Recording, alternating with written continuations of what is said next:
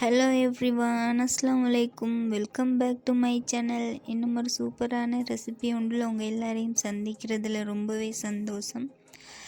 எப்போவுமே நாம் பன் செய்யும்போது ஓவனில் இல்லைன்னா ஸ்டவ்வில் வச்சு பேக் பண்ணி தான் எடுப்போம். பட் அப்படி இல்லாமல் ரொம்ப ஈஸியான மெத்தடில் ரொம்ப டேஸ்ட்டாக நல்ல பஞ்சு போல் சாஃப்டான சிக்கன் பன் எப்படி செய்யலாம்னு பார்க்கலாம் வாங்க. ஸோ இப்போ தான் இந்த சேனலை ஃபஸ்ட்டாக பார்க்குறீங்கன்னா மறக்காமல் சப்ஸ்கிரைப் பண்ணிவிட்டு பாருங்கள். இப்போ வாங்க வீடியோக்குள்ளே போகலாம்.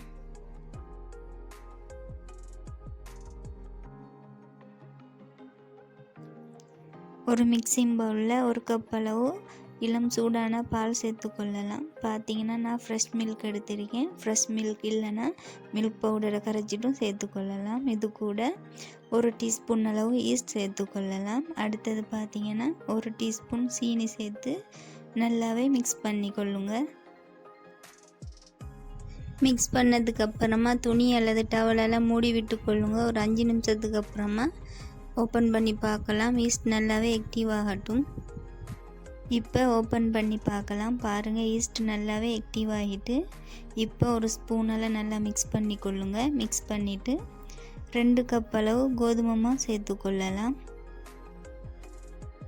நான் எடுத்திருக்கிற கோதுமை மாவோட அளவு பார்த்தீங்கன்னா 250 கிராம் கோதுமை மாவு எடுத்திருக்கேன்.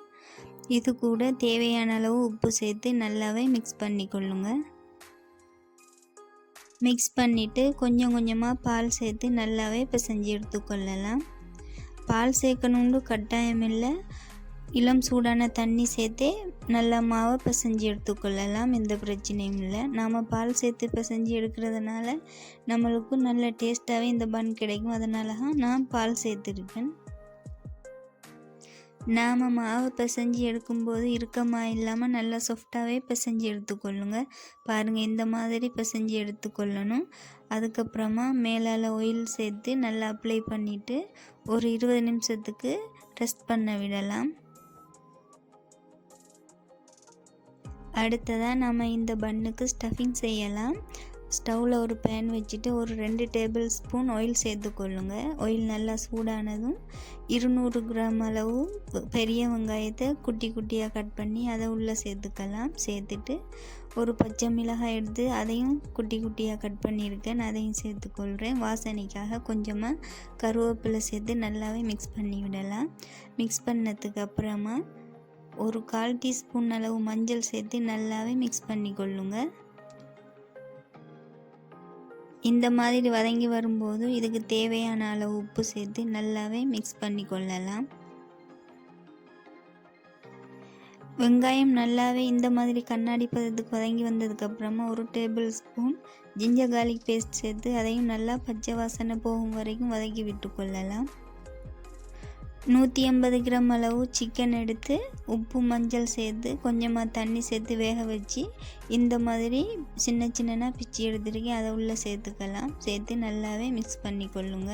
நாம் சிக்கனுக்கு பதிலாக உருளைக்கிழங்கு வேக வச்சு சேர்த்துக்கொள்ளலாம். இப்போ இது கூட ஒரு டீஸ்பூன் அளவு சில்லி ஃப்ளேக்ஸ் சேர்த்துக்கொள்ளலாம். அது கூட ஒரு டீஸ்பூன் அளவு மிளகுத்தூள் சேர்த்துட்டு ஒரு 1/2 டீஸ்பூன் அளவு பெருஞ்சீரகம் சின்ன சீரகத்தை இடிச்சிட்டு அதையும் சேர்த்துக்கொள்ளலாம். சேர்த்துட்டு நல்லா வதக்கி விட்டுக்கொள்ளுங்க. பாருங்கள், ஸ்டஃபிங் ரெடி ஆகிட்டு இப்போ நாம் ரெஸ்ட் பண்ண விட்ட மாவை ஓப்பன் பண்ணி பார்க்கலாம். பாருங்கள் எப்படி டபுள் சைஸ் ஆகி வந்திருக்குன்னு. இப்போ இந்த டோவை 2 பகுதியாக கட் பண்ணிவிட்டு சின்ன சின்ன பீசஸாக கட் பண்ணி எடுத்துக்கொள்ளலாம்.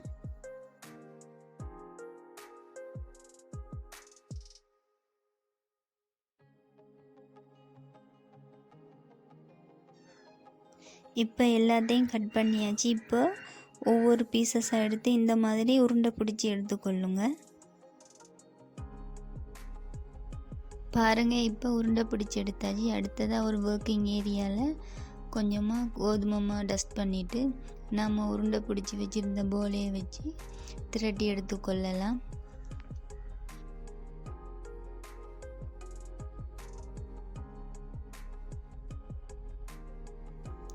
மாவை இந்த மாதிரி திரட்டி எடுத்ததுக்கு அப்புறமா நடுவில் ஸ்டஃபிங் வச்சுக்கொள்ளுங்க. வச்சுட்டு ஓரங்கள்லேருந்து வீடியோவில் பார்க்குற மாதிரி இந்த மாதிரி மடித்து எடுத்துக்கொள்ளுங்க.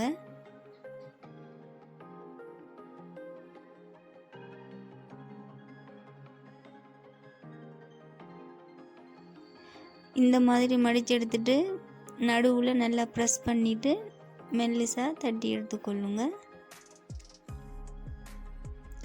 வீடியோவில் பார்க்குற மாதிரி இதே மாதிரி செஞ்சு எடுத்துக்கொள்ளுங்க. அதே மாதிரி மிச்சமாக இருக்கிற எல்லா உருண்டைகளும் திரட்டி எடுத்து ஸ்டஃபிங் வச்சு மடித்து எடுத்துக்கொள்ளலாம்.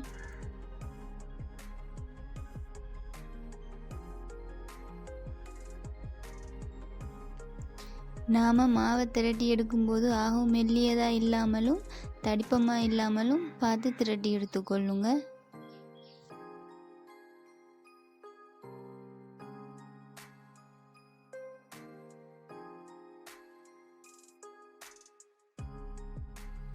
பாருங்கள், எல்லா உருண்டைகளையும் ஸ்டஃபிங் வச்சு மடிச்செடுத்தாச்சு. அடுத்ததாக சுட்டெடுத்து கொள்ளலாம். ஸ்டவ்வில் ஒரு பேன் வச்சுக்கொள்ளுங்க. பேன் சூடானதும் 2 டேபிள் ஸ்பூன் மாதிரி ஆயில் சேர்த்துட்டு ஆயில் நல்லா ஹீட் ஆனதும் நாம் செஞ்சு வச்சிருக்கிற பண்ணை ஒவ்வொன்றா சேர்த்து சுட்டெடுத்து கொள்ளலாம். முக்கியமாக அடுப்பை மீடியம் ஃப்ளேமில் வச்சு சுட்டெடுத்து கொள்ளுங்க. 2 பக்கமும் திருப்பி போட்டு நல்லாவே வேக வச்சு எடுத்துக்கொள்ளலாம். இப்போ இந்த மாதிரி வெந்து கலர் சேஞ்ச் ஆனதுக்கு அப்புறமா ஒரு பிளேட்டுக்கு மாற்றி கொள்ளலாம்.